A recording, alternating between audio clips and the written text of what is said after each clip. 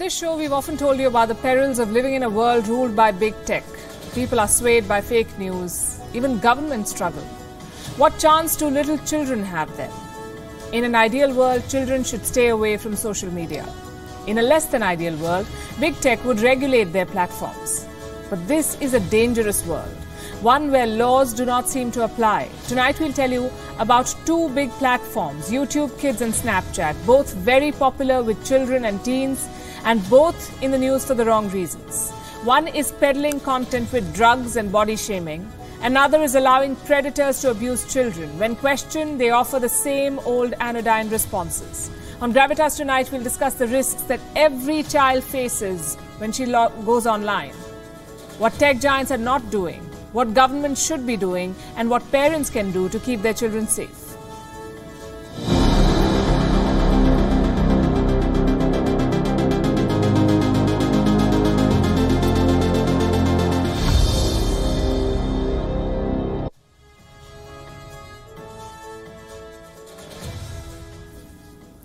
If you're a parent, I have a question for you.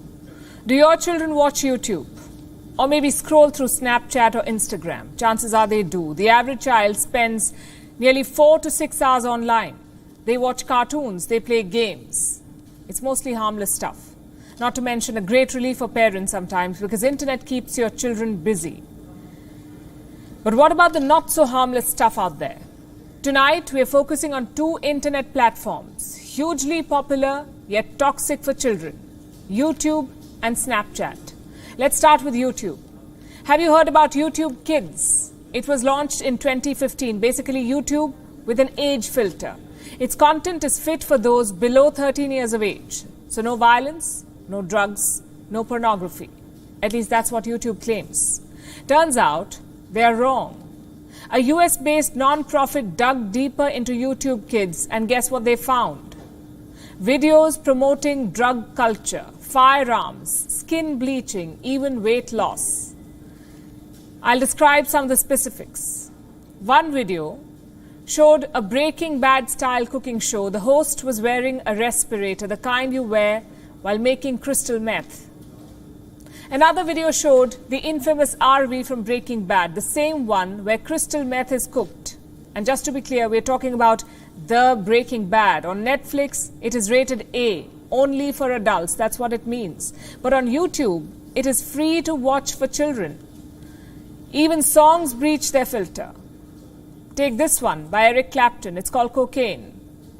Now, I'm not a cyber expert, but a song named Cocaine cannot be fit for any child.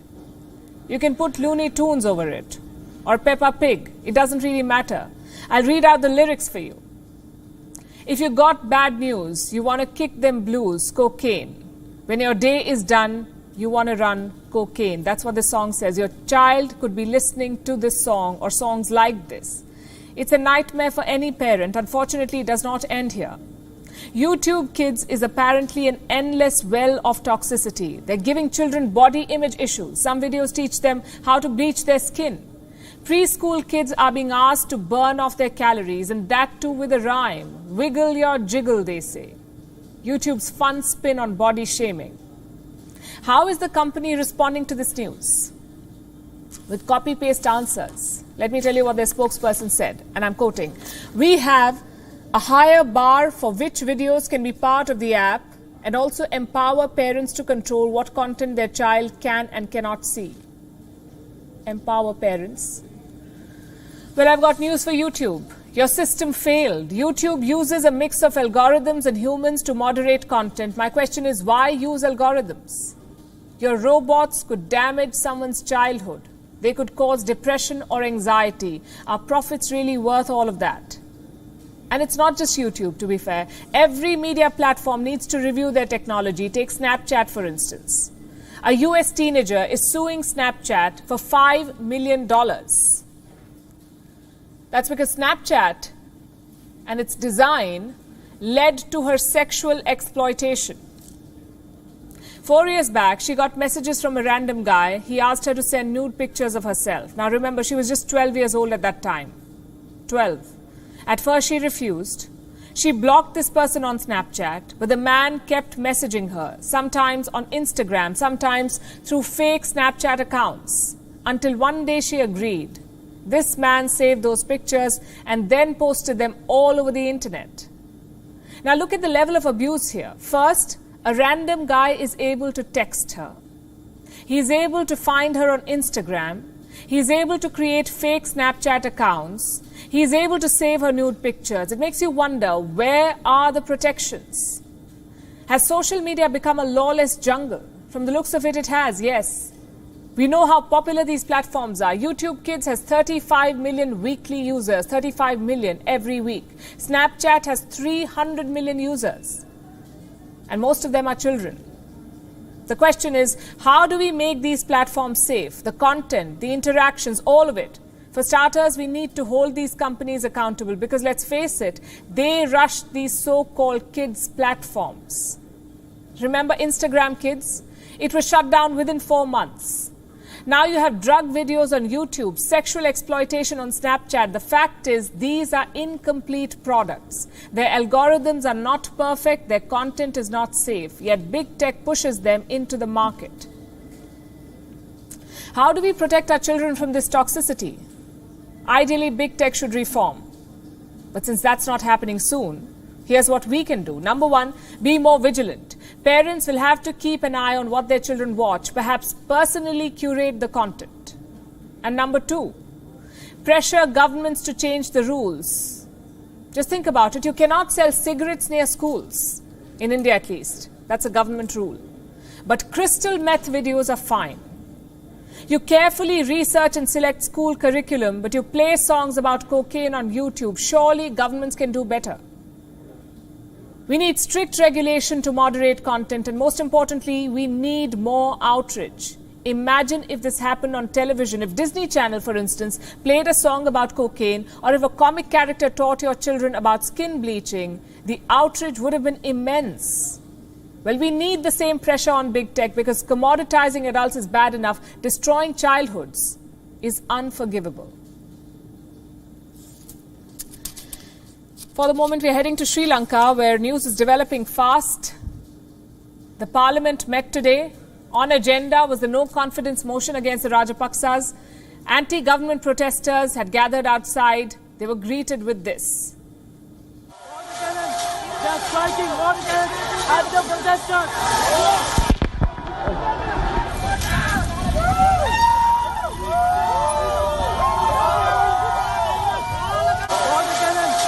Striking at the protesters.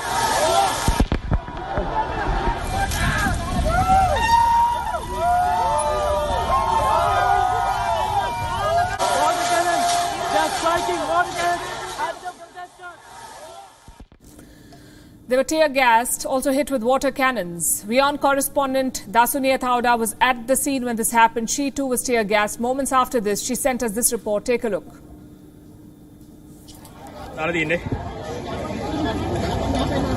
The protest side just turned quite tense as police and security officials just fired tear gas right outside the entrance of the Sri Lankan parliament, where reporters, including myself and everyone gathered here, were just tear gassed by the security officers. And the people here are angry and agitated, but they only have one question. Why are these security officials tear gassing peaceful protesters? A right that is enshrined in Sri Lanka's constitution for peaceful protest. All these people have been asking for the past month is for one simple thing, and that is for the Gotabaya Rajapaksa-led government to simply step down. And their question is this how the security forces of this country try to pacify its people when all they've had is one simple demand? Stay with WION as we bring you the very latest from here in Colombo. That was the raw, unedited version of the report that Dasuni filed. The Sri Lankan state is going after protesters. The Rajapaksas insist they will not step down. The opposition stormed the Speaker's office today. They're demanding a date for the no-confidence motion. The Speaker has adjourned it for 11 days now. And this political impasse is hurting Sri Lanka every passing day. So the people of Sri Lanka took matters into their own hands. Once again, they shut down the country. Hundreds of protesters gathered outside the parliament last night. Police had earlier set up barricades around the complex. Reports say they deployed tear gas last evening too. But the protesters refused to leave.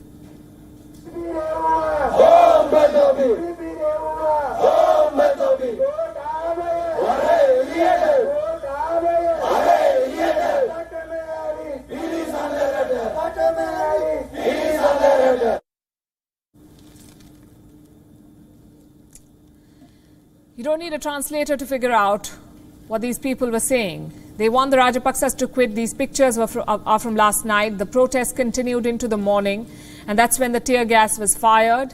Even parliamentarians were outraged by this crackdown, and today they barged into the Speaker's office. The conversation was far from pleasant. They demanded answers. They wanted to know why peaceful protesters were being tear gassed in Sri Lanka.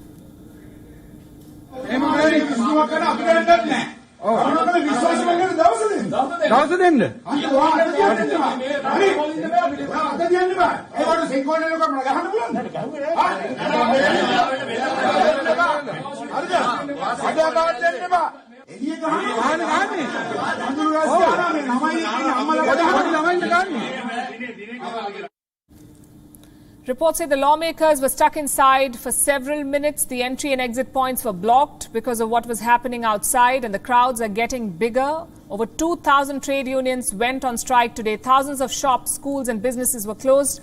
There were no buses on the streets. About 3,000 factory workers joined the strike, also healthcare workers. The main railway station in Colombo was closed. This was Sri Lanka's biggest strike in 69 years.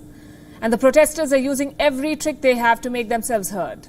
Today in Colombo, hundreds of them left their underwear on barricades. They say that's all they've got, thanks to the economic crisis.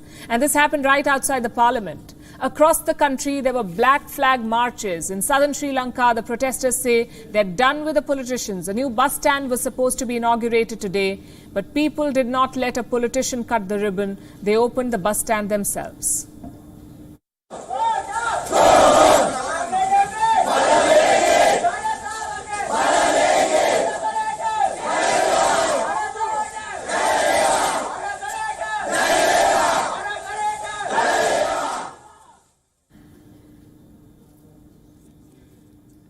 Shows you the extent of public anger in Sri Lanka. They want change and they want it now. So what's happening with the no confidence motion? Yesterday, the opposition suffered a setback, but in the evening, there was a twist. The 40 rebel lawmakers wrote a letter, the same ones who'd broken away from the Rajapaksa government. These 40 lawmakers wrote a letter. The letter was addressed to the leader of opposition, Sajith Premadasa. The rebels want Premadasa to become president. But dethroning the Rajapaksas is not going to be easy. The Sri Lankan parliament has 225 seats. The opposition needs a simple majority. That's a total of 113 votes. It is not yet clear if they have the numbers. The government, though, is on a weak footing. Their forex reserves are down to just $50 million. The expected bailout from the International Monetary Fund could take months. The Rajapaksas drove Sri Lanka into this mess, and now they refuse to leave. Do they have a plan to fix the economy? Well, they have a finance minister, a minister who is desperate to quit his job. And that should tell you something about the kind of plans they have in place. For the brothers, the focus is solely on saving power, not their country. And for this, they're seeking some divine intervention. Reports say President Gotabaya Rajapaksa has reached out to his personal shaman, someone who goes by the name of Gnana Akka. Reports say she delivered some bottles of water to the protest site. It's a very interesting, bizarre, whatever you want to call it, noteworthy story. And I have a copy of the story. This is what it says. I'm quoting. Gnana Akka has assured those behind the operation that anyone who drinks this water will be subdued and eventually give up their agitation against the president and his family. The idea is that the Gota Go Home campaign will fizzle out. This is what it has come down to. The Rajapaksas want bottled water to end their crisis. We have no words. But we do have an update, some breaking news coming in. Reports say President Gotabaya Rajapaksa has asked his elder brother, Prime Minister Mahinda Rajapaksa, to step down. The request came at a special cabinet meeting in Colombo. The senior Rajapaksa that is Mahinda, had initially resisted calls from the opposition to step down, but now it seems the public pressure is getting to the president. And he's going to sacrifice his brother to keep his seat. Mahinda Rajapaksa himself served as the president of Sri Lanka from 2005 to 2015. Let's go straight to my colleague, WION correspondent Dasuni Athauda for more on this. Dasuni, this has been in the news for a while now. There's been a lot of speculation on whether Gotabaya is going to ask Mahinda to step down. Is it finally happening? Well, Palki, like you rightfully mentioned, this has been a story that has been making rounds on social media, on tabloids, on even official news channels for quite literally weeks. But the reason why this is different from all other times is that now we have sources internally, political sources, who are confirming that President has in fact asked for the cabinet, along with Prime Minister Mahinda Rajapaksa, to step down and give up their posts. Now, we have to keep in mind that on multiple occasions before, Prime Minister Mahinda Rajapaksa was pretty confident that his brother will not make this move, will not request for him to resign. So this is a little different from all those other reports, given the fact that now multiple sources are definitely confirming that the president has requested his elder brother to step down. And will Mahinda go without a fight? That is yet to be seen, given that he is also somebody, like I mentioned earlier, who has been very adamant with his ways and has been certain that he still garners the confidence of the House and that he would emerge victorious, provided that a no-confidence motion was to be brought against him. So it is very interesting as Sri Lanka's political status keeps changing day on and day in fact, by the hour right now, Palki. I'm looking at reports, Dasuni, which say that the Prime Minister has informed this meeting that he will make a statement about these discussions on Monday, and his office has denied social media reports that Mahinda Rajapaksa has already resigned. But as they say, there's no smoke without fire. So something really, I'm assuming, is in the making. But if Mahinda Rajapaksa resigns, do you think that the protests will subside, or will the protesters want to go the whole hog and make sure that both the Rajapaksas are out of power? Well, to be honest, Palki, right now, all we can do is wait and see how these developments will pan out. Like I said, the political status right now in Sri Lanka keeps changing by the hour. And we've seen protesters who've taken to the streets for more than a month, and their main chant has been "Go home, Gota." They want the president to step down along with his government. So is this sort of a 50-50 solution where the president stays and the prime minister goes, but then in the event the prime minister steps down, automatically the cabinet will be dissolving, so we will be essentially going back to square one and finding another cabinet of ministers to really help us through this crisis. To be honest, if this happens, we've already wasted so much time in appointing, reappointing, resigning, again being appointing and resigning once again in posts in the political arena, that I don't think the country can really stay on for longer with these sort of tactics.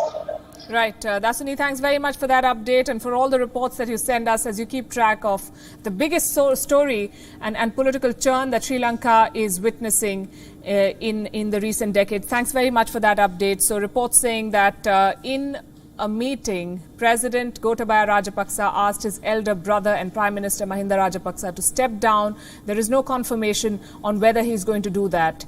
But that's a story, of course, that we will be tracking. Let's turn to the US for the moment, where a full-blown assault on women's reproductive rights is underway. Roe versus Wade will soon be history.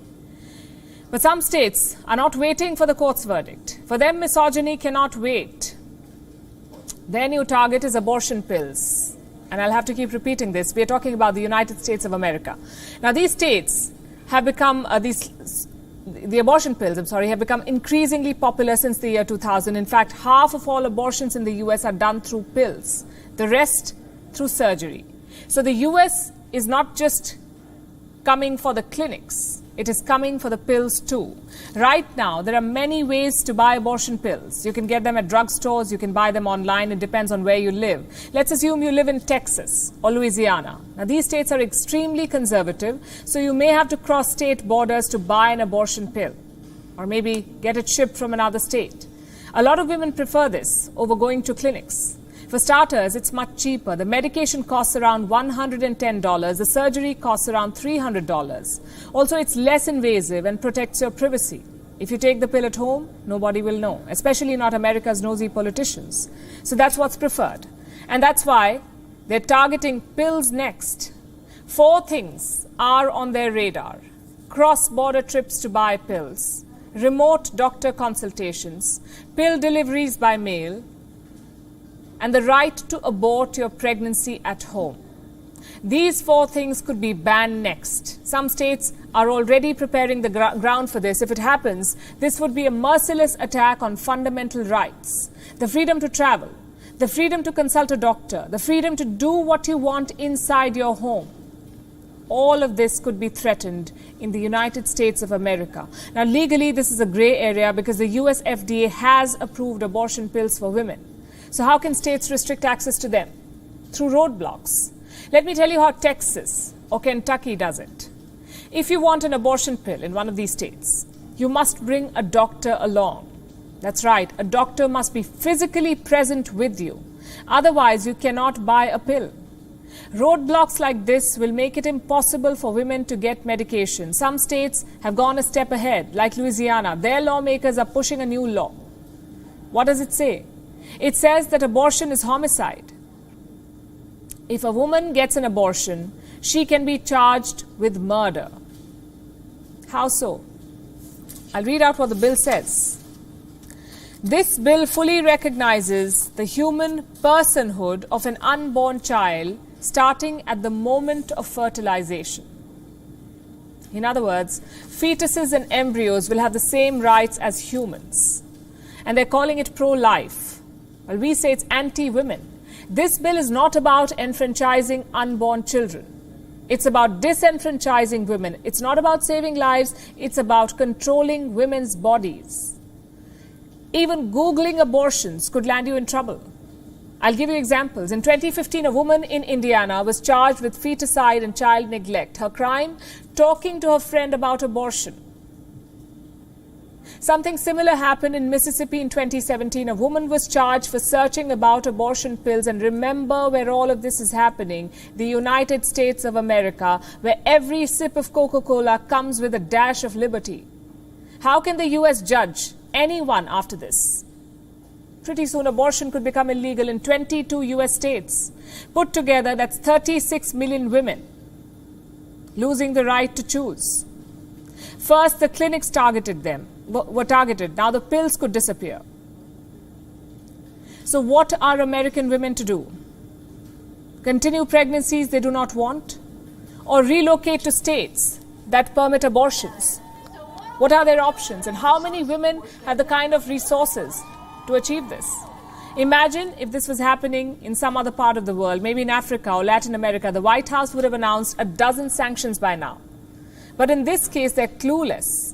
And so is the US Supreme Court. They leaked draft talks about the constitutionality of abortions. Apparently, the justices could not find the word in the US Constitution. I'll tell you why. Because it was drafted in 1788 by founding fathers. Women were ignored then, and they continue to be ignored today. So in conclusion, let me say this. There is nothing pro-life about stopping abortions. It's all about politics. It's all about controlling women's bodies and choices. Just think about it. America is notorious for vaccine hesitancy. It's the biggest selling point for the Republican Party. And what's their argument for that? My body, my choice, they say. And now those same people are denying abortion rights. I guess when it comes to women, it's your body, my choice.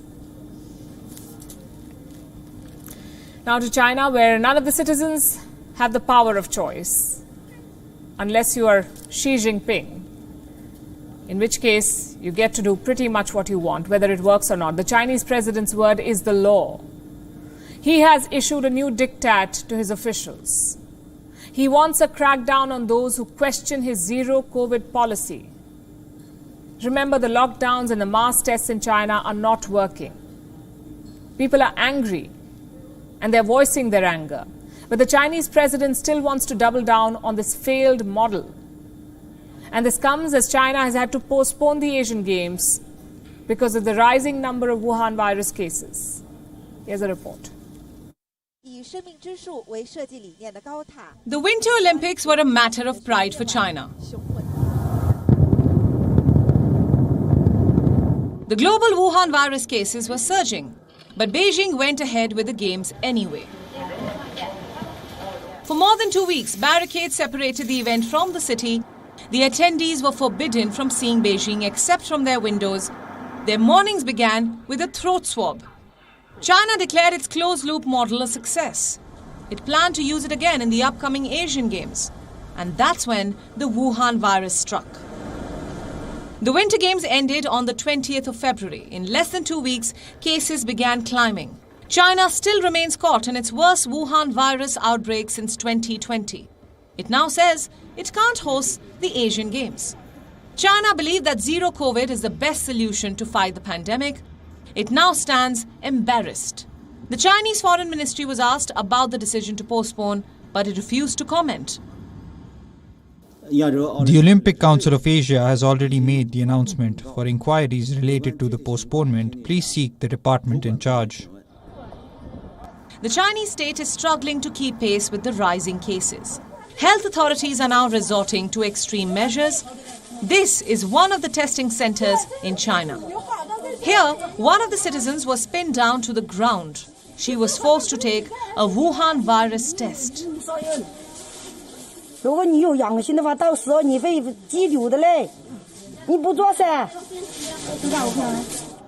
Such tests are now mandatory in all hotspots.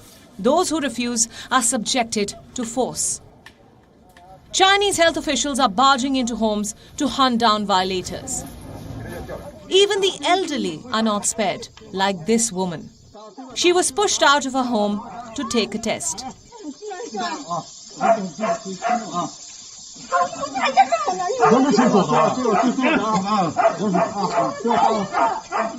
Who issued these draconian orders? The instructions come from the top. Despite its obvious failures, Chinese President Xi Jinping is not ready to give up on zero COVID. Now he wants officials to crack down on those who question it. Recently, Xi Jinping chaired a meeting of the Politburo Standing Committee.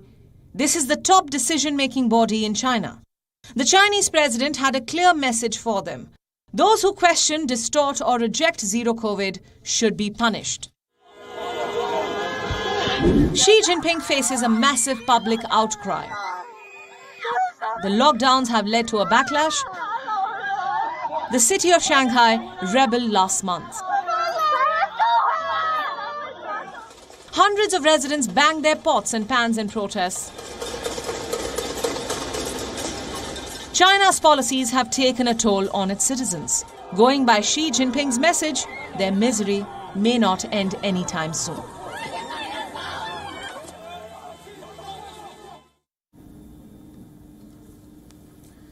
Zero COVID is just another name for paranoia. In fact, most Chinese policies are built around it. Let me tell you about their latest one.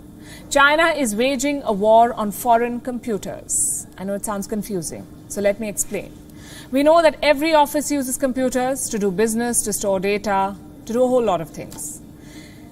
Now think about your own offices. Which brands do you use? Most likely a Dell or HP or Lenovo or Apple. Multiple brands, but none of these are Chinese. Now Beijing wants to change that. They want all government offices and companies to use Chinese computers. No Dell, no HP. Only Chinese personal computers. This transition will happen across the board. First, the central government offices, then state-run companies, and finally local government offices. It must be completed within 2 years. And how many computers are we talking about? The central government alone uses 50 million. That's how many sets they'll junk. And that's a lot of effort, not to mention a lot of digital waste. So why is China doing it? Like I said, paranoia. China is afraid that someone will steal their data. A normal regime would have increased protection, maybe built more firewalls, but not China. Their response is to replace millions of computers. China is the last country that should worry about surveillance because they are the biggest surveillance state. It's like the fish being scared of water. China tracks everything that happens inside their country and a lot that happens outside too. The social media, the newspapers, everything.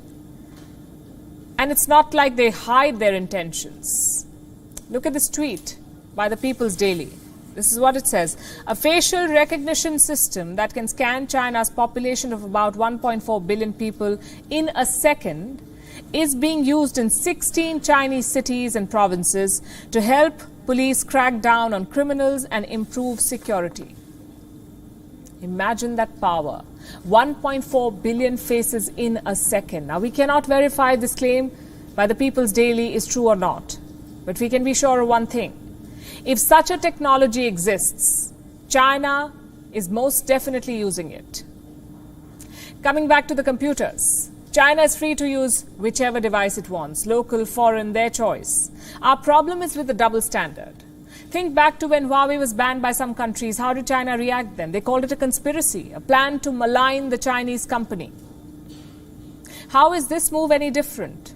At least there was proof of Huawei's espionage. In this case, there's no proof, no reports that Dell or HP or Apple are stealing China's data. So this is all about creating a narrative that the world is out to get China. I'll give you another example. Last year, the Chinese government issued a strange order. Tesla cars cannot be parked inside government compounds. You know where this is going. Tesla cars have cameras and sensors. So Chinese officials were scared of a security breach. They thought the car was a spy. And guess what? They're right. Cars are indeed capable of spying. The difference is they're not spying on China. They're spying for China.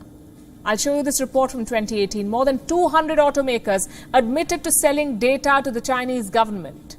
And this includes Tesla, Volkswagen, BMW, Ford, General Motors, basically all the big names in car making. They're spying for China. Why did they share data with Beijing? Because the regime asked them to. These car makers had two options to choose from: give up the data or give up the massive Chinese market. Needless to say, they chose to keep the market. Now flip the situation. You have Chinese companies selling cars all over the world. What if they are spying on foreign nations? If China can make General Motors and Ford spy for them, they can certainly make Great Wall Motors or MG do that. In fact, such reports have already emerged. Like this one by the Washington Post in 2019. Back then, America was upgrading the subway lines near Maryland. Problem was, America did not make metro carriages. Guess who does? China. Pretty soon, speculation followed. Experts said China could rig their CCTV cameras. They could spy on people inside these carriages. And who uses the subway? People working at the Pentagon and the White House. So last year, the US dropped the Chinese bid. They decided to make carriages themselves. In that case, there was expert opinion. There was also the precedent established by the likes of Huawei. But in China's case, there is none. It is pure paranoia.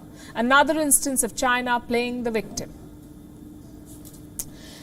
And now we turn to a Hollywood story that's both dramatic and disturbing. The Amber Heard Johnny Depps saga. I'm sure you've heard about it. Two stars, once married, now divorced, and leveling serious charges against each other. Johnny Depp says Heard threw a liquor bottle at him and that cut his finger. Heard claims that Depp sexually assaulted her with a bottle. It's hard to tell who's telling the truth. So we're going to try and show you both sides of the story.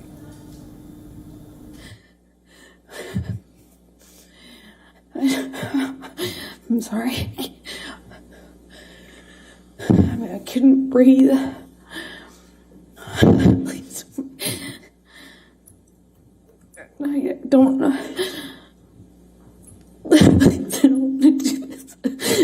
I don't want to do this.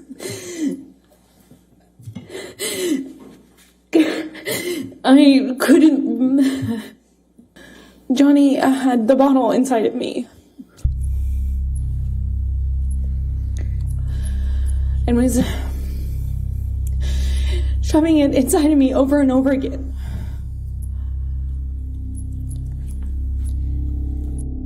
Did you? And my head was bashing against the back of the bar, and I couldn't breathe.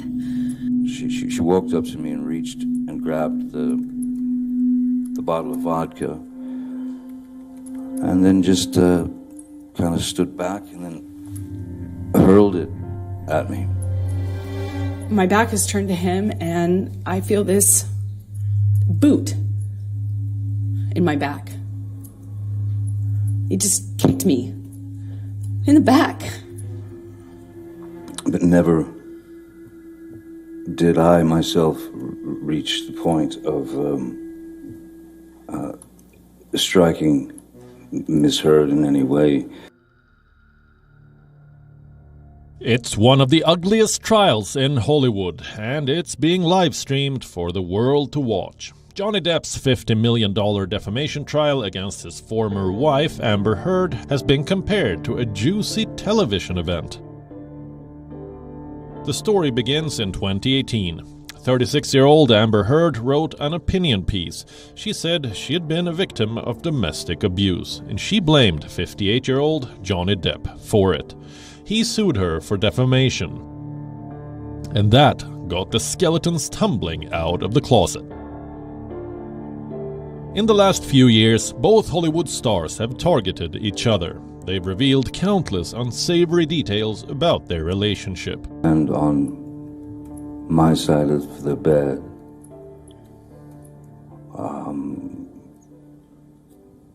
was human fecal matter. I'll kill you. He said it to me over and over again. On Thursday, Amber Heard testified in court. She said Johnny Depp sexually assaulted her and threatened to carve up her face with a broken bottle. I don't know how much time passed, but at some point he had a broken bottle up against my face, neck area by my jawline, and he told me he'd carve up my face. Heard said this happened in 2015, 1 month after they got married. 1 year later, she filed for divorce. What is Depp's defense? Substance abuse or use, the alcohol that I used or drank was, again, purely, it's that little boy who didn't want to hear or didn't want to feel the pain. He testified about everything from taking pills as a child to using his severed finger to write on walls in his own blood. The details are disturbing, and the world hasn't heard the end of it. This is a 6-week trial. It began on April 11th and has exposed Hollywood's sordid side, an industry ravaged by addiction, depression, and unstable relationships. Bureau Report, WION, World is One. Talking about messed up relationships, the European Union is struggling. It cannot shake off its addiction to Russian energy. The bloc has been under pressure since the war in Ukraine began. The US stopped all purchases of Russian energy. The UK has banned it too. Europe was expected to do the same, but it hasn't. Instead, Europe is funding the Russian war, while it tells countries like India to give up their minuscule supply of Russian oil. Do you know how much oil India has bought from Russia? 40 million barrels since the start of the war. 40 million. What about Europe? It buys more than 2 billion barrels a day from Russia, which means more than 100 billion barrels in 2 months. 40 million, 100 billion. Since the start of the war, the EU has spent $23 billion on Russian energy every month. Just for context, the EU was importing almost half of that in 2021. It spent a little over $12 billion last year, so their Russian imports have doubled after the war. Europe is filling up Russia's coffers. European Commission President Ursula von der Leyen cannot take the embarrassment anymore, it seems. She wants to ban Russian energy imports. She wants a 6th round of sanctions. Der Export von Öl und The export of oil and oil-based products such as diesel and heating oil is one of Kremlin's main sources of income, and it is precisely this source of income that we want to dry up in the coming months, so that it is not possible for Putin to continue financing his war. We want to drain this source of income to harm Kremlin to the fullest extent. They want to drain that income, but it won't be easy. First, let's tell you what Europe's plan is. The bloc wants to ban Russian crude supply within 6 months. Other oil products can be phased out by the end of 2022. That's the plan. But Europe is already wavering from this deadline. The European Commissioner for Economy wants an extra 3 months. He says it could take 9 months to ban Russian oil. Countries like Hungary want even more time. They're talking about years, not months. The spokesperson of Hungary's Prime Minister, Viktor Orbán, issued a statement. I have that statement with me, and this is what it says. The proposal on behalf of Brussels is suggesting that it should be done by the end of next year. The shortest period, we've been clear on that, our oil companies have been clear on that, is 3 to 5 years. 3 to 5 years, says Hungary. The Prime Minister was even more critical. He compared the proposed timelines to a nuclear attack. Orbán says the unity of the EU is under attack. It turned out, of course, that they went further. They crossed this red line. I said, okay for coal, as it is hardly in Hungary, but there really is a red line. In fact, a double line. As oil and gas ruins us, but they just keep coming, and that is the point where you have to call a halt. This proposal in this form amounts to a nuclear bomb being dropped on the Hungarian economy. Hungary won't participate in these sanctions. Viktor Orbán says the EU is crossing a red line. Slovakia too has rejected the blueprint, which means Europe's plan is already a non-starter. Why are these countries blocking Europe's sanctions? The reason is geography.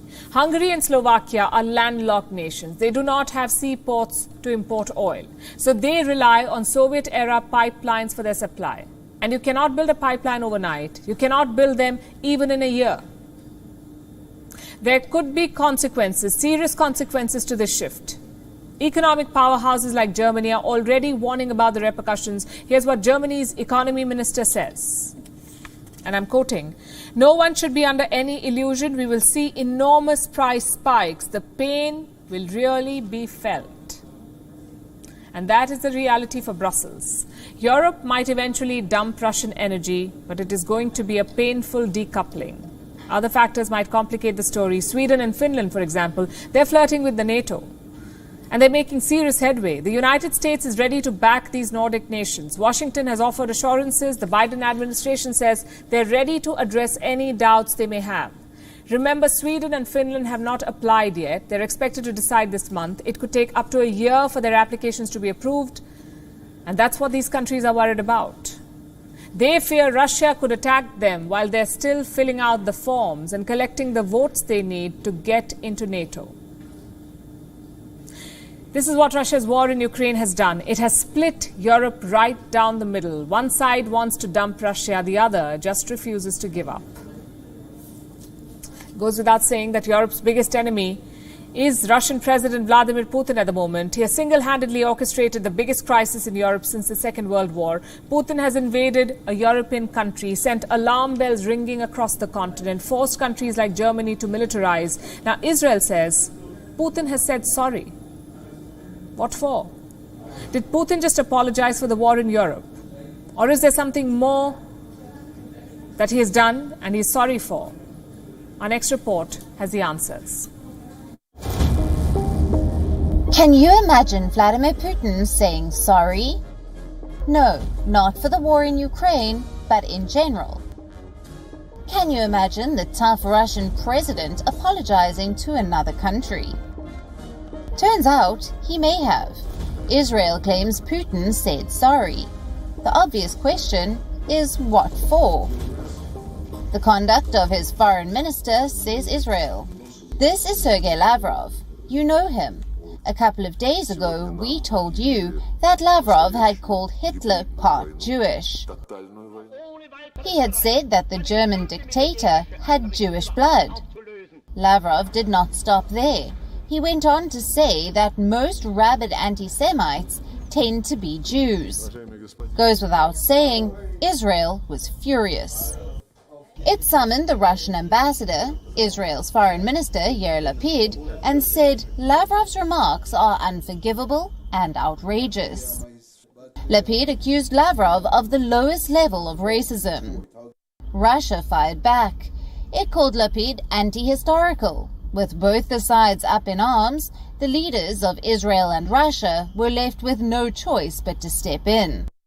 Putin got on a call with Israeli Prime Minister Naftali Bennett and said sorry. Did he have to? Did Putin have to apologize? Depends on who you ask. There is a good chance that Putin did this to ensure that Israel does not change its stand on the Ukraine war. So far, the country has remained more or less neutral. Israel has set up field hospitals in Ukraine, provided supplies, but it has refrained from sending weapons to Ukraine. It has also refrained from slapping sanctions on Russia. But Lavrov's comment touched a raw nerve. And Putin feared Israel may be pushed over the edge. So Putin bent his knee, or so the Israelis claim. The Russian readout of the call has no mention of an apology. All that it talks about is carefully preserving the historical truth about the events of those years and honoring the memory of all the fallen, including the victims of the Holocaust. We are not surprised, and we will tell you why. You see, Putin thrives on projecting an Iron Man demeanor. He does not want to be seen as a president who apologizes to a foreign power, even if the sorry is called for. To Putin, his image at home is more important than disaster management abroad. With that, it's a wrap. We're leaving you with Gravitas images. Thanks very much for watching. Have a good weekend. We'll see you on Monday.